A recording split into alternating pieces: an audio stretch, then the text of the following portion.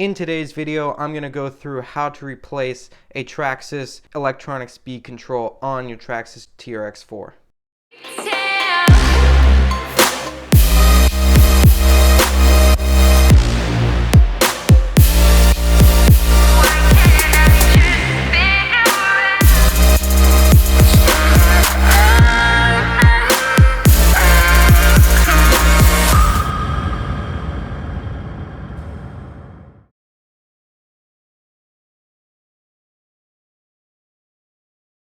Hey guys, how's it going? Welcome back to the channel, and today I'm doing a how-to video. It's been a really long time since I've done a how-to video on this channel, and today I'm doing it with the TRX-4. That's right, something has gone wrong with my pretty much brand new Traxxas TRX-4. I've only had it for just over a year now. Unfortunately, we had a pretty big issue with the truck recently. In the last video that I uploaded with the TRX-4, which is the snow video, the first time the truck ever saw snow, I had an issue with the ESC. I also noticed that when I was running the truck at a low speed, the LED light bars that are on the top and the bottom of the truck were both dimming almost down to zero light, and so there clearly was some kind of power issue. I talked to Traxxas multiple times and they said that it could be the battery. In the end, I determined it was the speed control by plugging in a new speed control to the truck and seeing if it worked properly. You guys can maybe notice this in one clip from the snow video that I uploaded.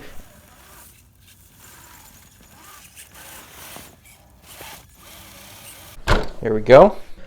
First, I'm going to remove the body. In this box over here that I just moved off to the side of the screen is the new ESC. Now I did get it exchanged from Traxxas because all of the Traxxas electronics on their trucks do have a lifetime extended warranty that if you send them the product, you will get a pretty nice discount on the brand new product. So in this case, what would have been about nearly $100 speed control was about $30, which is much better. Still, it's unfortunate that it failed after only about a year. So let's get the new one out.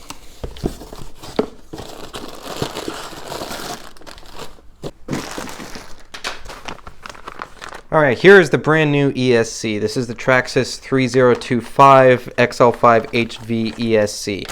So this guy is the direct replacement for the Traxxas chassis kit. The first thing you need to do before you put the new ESC in is you need to clear the area to put the wiring. Obviously the receiver box needs to be open first, so we're going to do that first, and then we're going to release the two screws in the front of the battery tray to lift the battery tray up and then be able to wire the receiver wire underneath the tray. The receiver box cover is now off, and I've also removed the two screws that are right here in the front of the battery tray.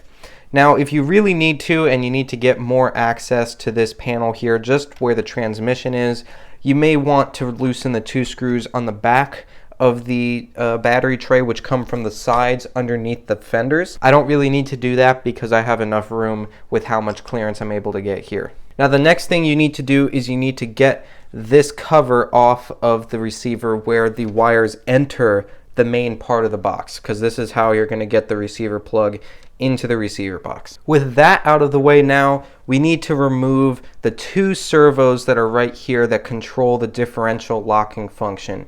And that comes out in one big bracket here. This main bracket that holds the two servos in place can just be lifted up. This part is easiest when done with a little Allen wrench, unless you want to remove the whole battery tray, which I don't really want to do. So I'm just going to use my Allen wrench and weave it through the hole that's in the base of the battery tray and unscrew it through there. With that done now, you can see that the servos are loose and you can easily get a new plug through that loop.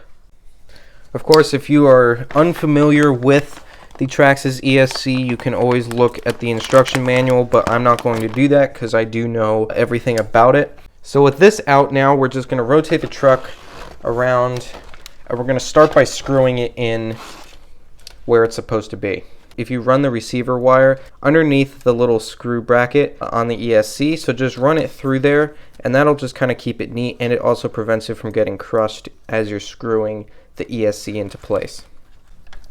We'll just leave it at that. It's still a little bit wobbly in there, but we will tighten it down once it's done. We've got two screw holes Just make sure that the wires clear that. I like putting the 2 wires between the 2 screw holes and then close down on the battery tray. With the truck flipped back around, we're going to put the plug through the loop on the T-lock servos. So just so that way you guys can see better, I decided to remove the battery tray completely. You can see there's a ton of wires running through here because this truck's got all of the servos that it can have, and it's got a light kit. So there's a lot of wires running through here. But really what we need to do now is just get everything back to its neat tidiness. And we need to start by putting the servo bracket back in place that holds the differential servos in place. So we're going to do that first, and then we're going to do the battery tray. So now that our servo bracket is back in place, we're going to put a quick zip tie on these 2 wires, which one of them is the shift servo and the other one is from the ESC, and we're going to put it through the loop on the transmission to hold the wires together. When all of that is done, the truck should look like this. The battery tray should be back in place.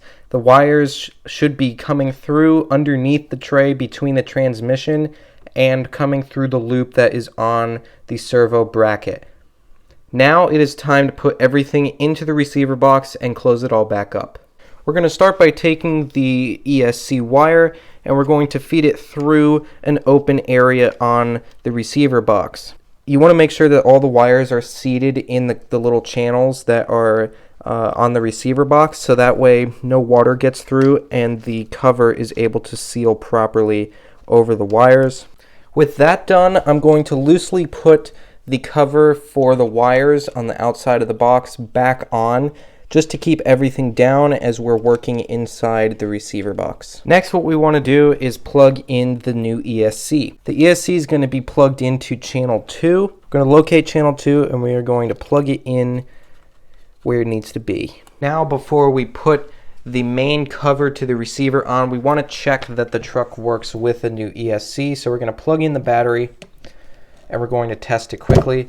We're also going to plug in the motor wires at this point to make sure that the truck responds to signal from the receiver. Of course, transmitter on first, then the truck. And there we go. The most important thing to know is that your receiver box seal is seated inside of its little area around the edge of the box. Make sure that that is placed all the way in and not sticking out anywhere, and then put the cover back on. Now that the box cover is back on, all you need to do is go back and make sure that all your screws that you took out are back in and they're nice and tight, and that's it. That's all there is to it. Really not that complicated. I hope you guys found this video helpful. If you did, be sure to give it a thumbs up. Thanks everyone for watching, and I'll see you guys next time on the RC Genius.